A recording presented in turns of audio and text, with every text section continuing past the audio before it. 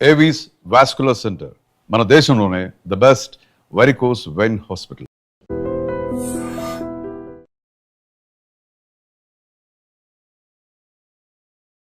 Welcome to I dream media. So ఇది ప్రాచీన ఆయుర్వేద గ్రంథం అండి. ఇది చాలా వేల ఏళ్ల క్రితం నాటి గ్రంథం అనమాట. జనరల్గా తాళపత్ర గ్రంథాల్లో రచించినవి దీంట్లో ఒక బుక్ లాగా తయారు చేసి ఇచ్చారు. అది కొన్ని మిగిలినవి. ఇదేంటంటే దీంట్లో మన ఆరోగ్యానికి సంబంధించిన అనేక రహస్యాలు ఉన్నాయి. ఎటువంటి అనారోగ్య సమస్యలకు ఎటువంటి ఫుడ్స్ ద్వారా మనం చెక్ పెట్టవచ్చు ఇలాంటివి. సో దీనిలో భాగంగానే మనం ఈరోజు ఉసిరికాయ జ్యూస్ గురించి తెలుసుకుందాము. అంటే ప్రాచీన గ్రంథాల్లో ఎలా చెప్పబడింది ఉసిరికాయ జ్యూస్ గురించి, దీనికి ఏం కావాలి, దీని తయారీ విధానానికి, సో దీన్ని తీసుకుంటే ఎటువంటి అనారోగ్య సమస్యలకు చెక్ పెట్టవచ్చు, పూర్తి వివరాలు తెలుసుకుందాం. ఈరోజు మనతో పాటు ఉన్నారు ప్రముఖ vegetable therapist and sun spiritual society founder Vikramaditya Guruji గారు. గురుగారు నమస్కారం అండి. సూర్యోస్మితలు. గురూజీ, ఈ గ్రంథం అంటే నాకు చాలా ఇష్టము. దీంట్లో ఉన్న ఆరోగ్య రహస్యాలు ఇంకెక్కడ ఉండవు. ఎన్నో అసలు అంటే మన టూత్ పౌడర్ ఎలా ఉండాలి, మనం వాటర్ని అసలు ఎలా తీసుకోవాలి, అసలు ఎలా కూర్చుని భోజనం చేయాలి, ఎటువంటి అనారోగ్య సమస్యలకి ఏ ఫుడ్స్ ఉపయోగపడతాయి అన్నీ దాంట్లో ఉన్నాయి.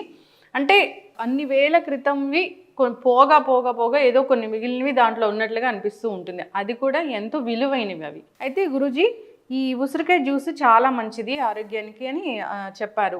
దానికి కావాల్సిన ఇంగ్రీడియంట్స్ ఏంటి, తయారీ విధానం ఏంటి, ఎవరు తీసుకోవాలి ఎవరు తీసుకోకూడదు? అంటే ఈ గ్రంథ రచన వాగ్భటాచార్యులు జీవన విధానం ఇలా మనం అంటే చాలా రకాలు ఒక్కొక్క దానికి మనం కొన్ని వేల శ్లోకాలు చెప్పడం జరిగింది, శ్లోకపూర్వకంగా ఉంటుంది.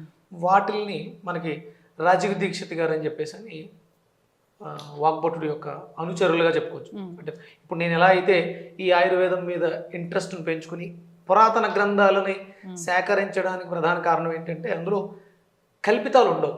అంటే ఇప్పుడు కొన్ని రకాలు నేను యాడ్ చేసేస్తాను. అలా కాకుండా అంటే ఇప్పుడు నేను ఇది చదవడం కోసం సాంస్క్రిట్ నేర్చుకుంటున్నాను.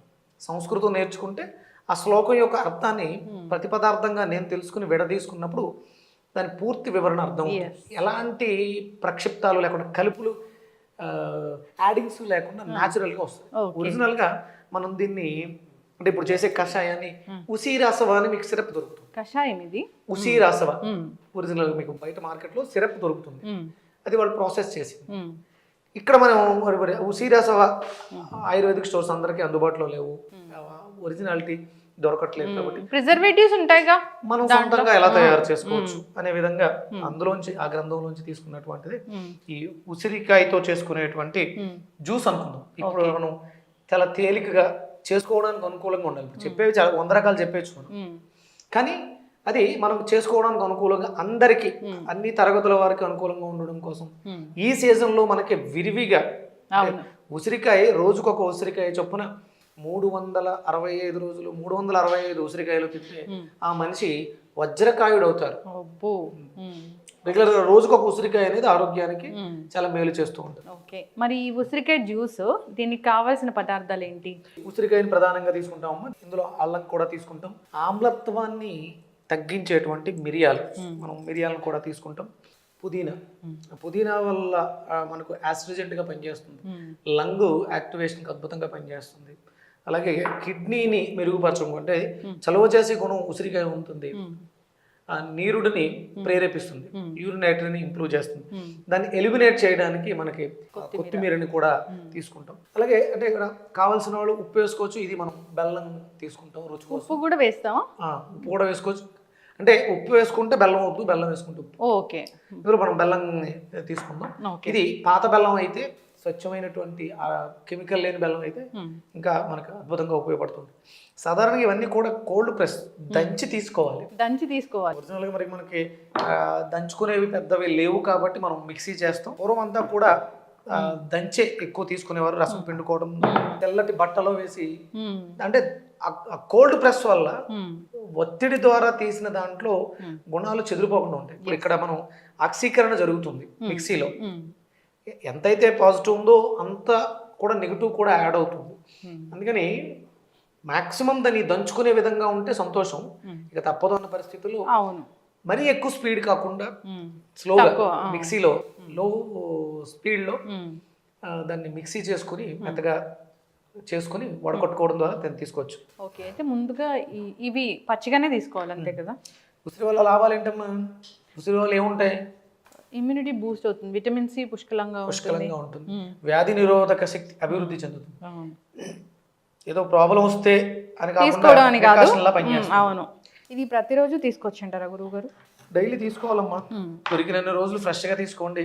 దొరకనప్పుడు వీటిని మనం ఎండబెట్టి పొడి చేసుకుని పక్కన పెట్టుకుని అవును ఆ పొడిని కూడా కలుపుకుని తాగొచ్చు.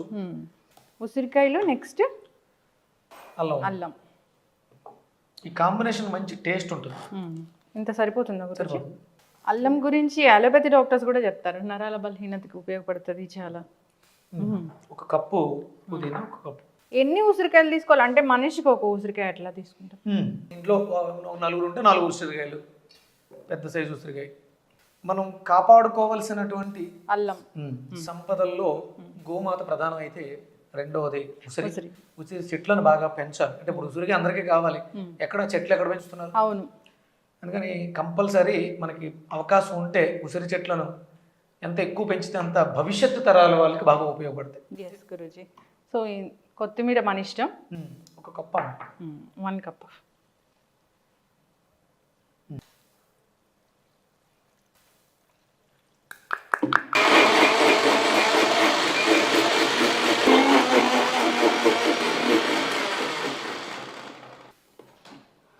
జనరల్గా ఫిల్టర్ చేయకుండా తీసుకోవచ్చా గురువు గారు?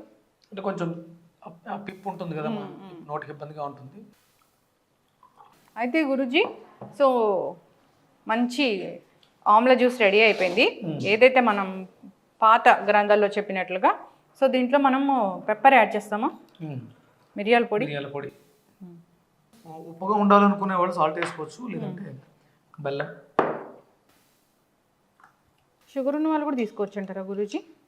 హ్యాపీగా తీసుకోవచ్చు అమ్మా. కాకపోతే వాళ్ళు బెల్లం, ఈ బెల్లం బదులు సాల్ట్, ఉప్పు, సైంధవ వేసుకుని తీసుకోవచ్చు.